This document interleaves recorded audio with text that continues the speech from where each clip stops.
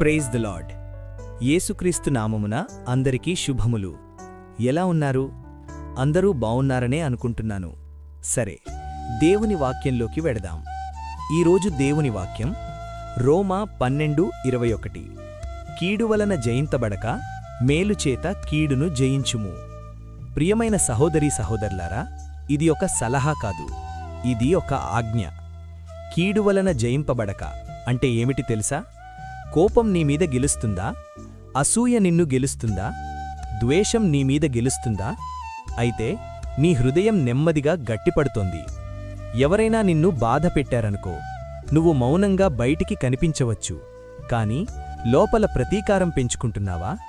జాగ్రత్త ప్రియులారా, కీడు అనేది బయటనుంచి రాదు, అది లోపల మొదలవుతుంది.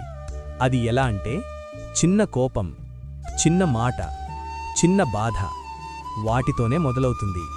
వాటిని పెంచితే అవి పాపంగా మారతాయి.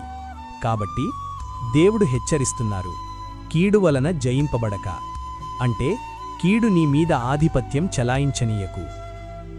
ఎవరైనా నిన్ను అవమానిస్తే, నువ్వు తిరిగి అవమానిస్తే, అప్పుడు నువ్వు కూడా ఓడిపోయినవాడివే. ఎవరైనా నిన్ను ద్వేషిస్తే, నువ్వు కూడా ద్వేషిస్తే, నువ్వు కూడా లోకంలాగే మారిపోతావు.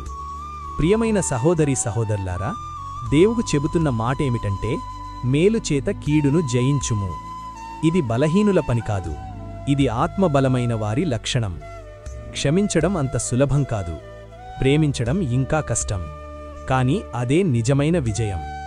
అవును, ఇది నిజం. ప్రియులారా, ఈరోజు నీ హృదయంలో ఎవరిమీదైనా కోపముందా? దానిని పట్టుకుని ఉంటే బహుశా కీడు నిన్ను జయిస్తోంది. ద్వేషం నీ ఆనందాన్ని దోచేస్తుంది. అసూయ నీ శాంతిని నాశనం చేస్తుంది. ఇప్పుడే నిర్ణయం తీసుకో.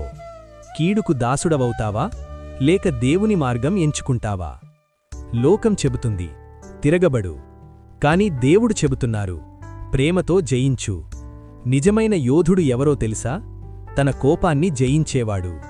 నిజమైన విజేత ఎవరో తెలుసా? తన హృదయాన్ని పరిశుద్ధంగా ఉంచేవాడు.